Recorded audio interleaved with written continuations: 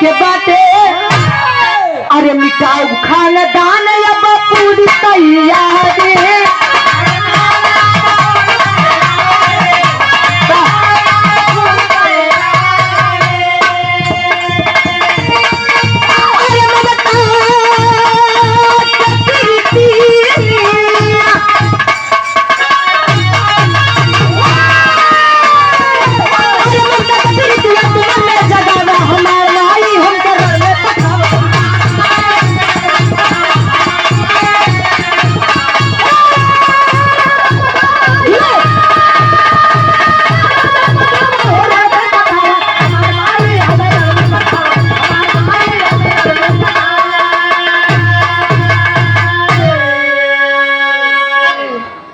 से कहे माई तिलक लगाइए और भेजिए मुझे कि आपका लड़का आपका बच्चा अपने बाबू का पिंडदान करके लौटे। ए भैया तिलक 3 प्रकार के होते हैं। तिलक हाँ हो एक तिलक जवन रोज पूजा करे के बाद लोग लगावत है। एक तिलक विजय तिलक होता है और तीसरा तिलक जानत है जब शादी के पहले चढ़त है बर्बादी की शुरुआत वाला 3 तिलक होते ए भैया माई मजरी अपने लड़का के तिलक लगाए के भेजे तई कहा यही बनारस के पावन धरती पे। बनारस में जब आए पहली मुलाकात हो बके से एक लाइन गीत लगत बा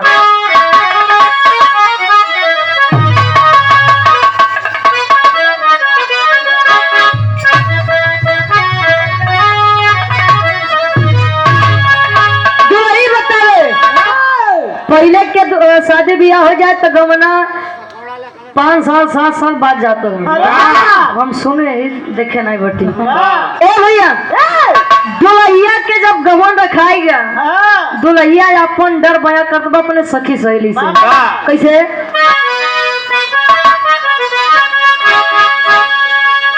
अरे जब से गवनावा के अरे जब से गवनावा के दुनवा धराए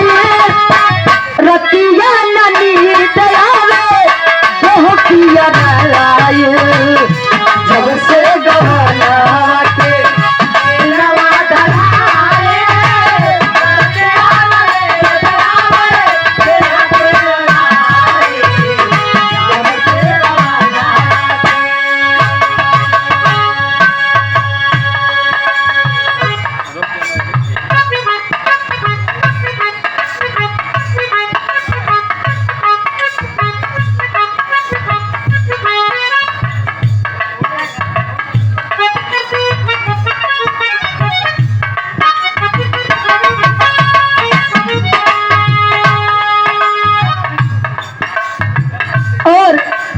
हृदय के गार्जियन धर्म के हमारे बड़े भैया हैं बहुत ही प्यार दुलार सम्मान मिलता है। 10 अक्टूबर के भैया के घरे कार्यक्रम रहन आप विजय यादव भैया जी रामगढ़ कोठारी प्रयागराज से बहुत ही सुंदर स्मृति देकर सम्मान किए साथ ही हमारे मोनू भैया भी रहे। ओ भैया कहानी के तनी ध्यान दिया बनारस में जब अघोरी की आए तो पहली मुलाकात होत बा कैसे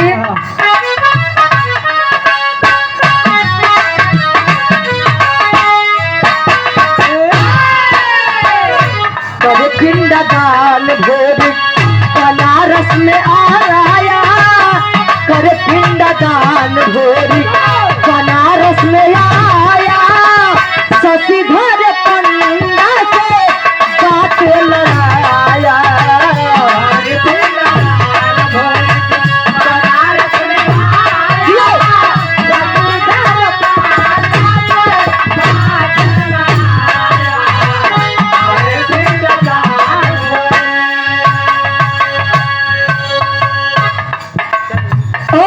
धर्म के हमारे गार्जियन जी धर्म के हमारे बड़े भैया आप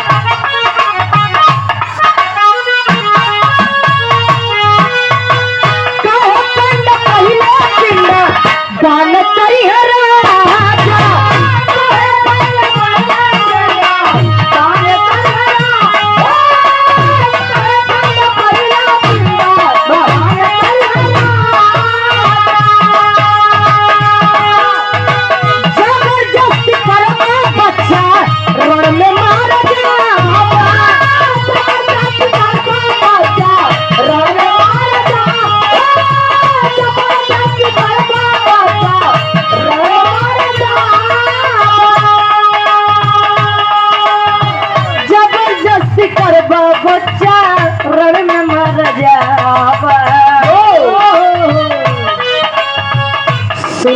बचाना भोरी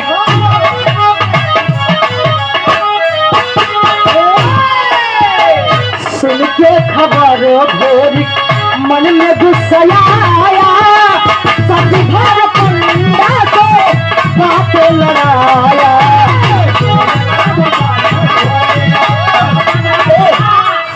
रमाशंकर पंडा के नाम शशिधर पंडा बताओ शशिधर पंडा उहे पंडा आइए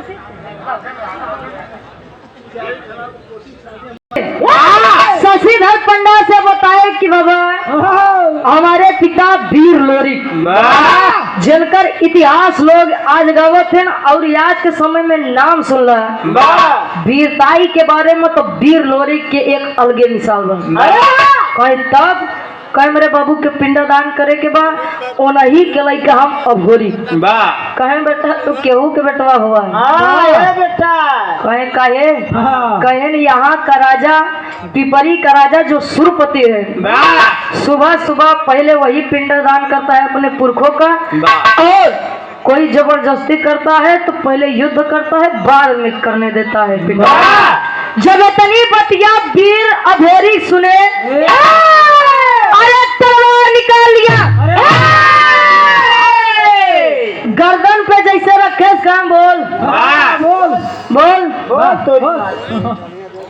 कहे बोल पिंडदान करोगे कि न करोगे अब शशिधर पंडा सोचे यार अगर पिंडदान न करवाओ तो ई मार दे करवाए दे तो सुरपति मार दे करी तो करी के कर मरवाई तो मरवाई कैसे ए भैया शशिधर पंडा विचार करे एक काम करत है अब वही मुसीबत सामने खड़ी बा पहले हेकर बतिया मान ले थई वीर लोरी के पिंडदान कर देते जब सुरपति आई तब देखा जाए पिंडदान करवाए पिंडदान जब लोरी पाए आत्मा को शांति मिले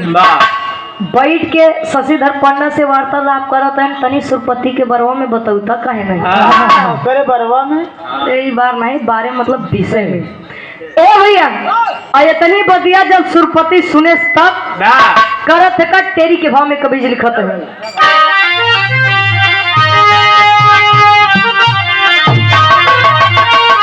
अरे जवानी जंगी जूझे जम के जम के तो लोरिक भूत अभोरिक कहे मिटाओ हमके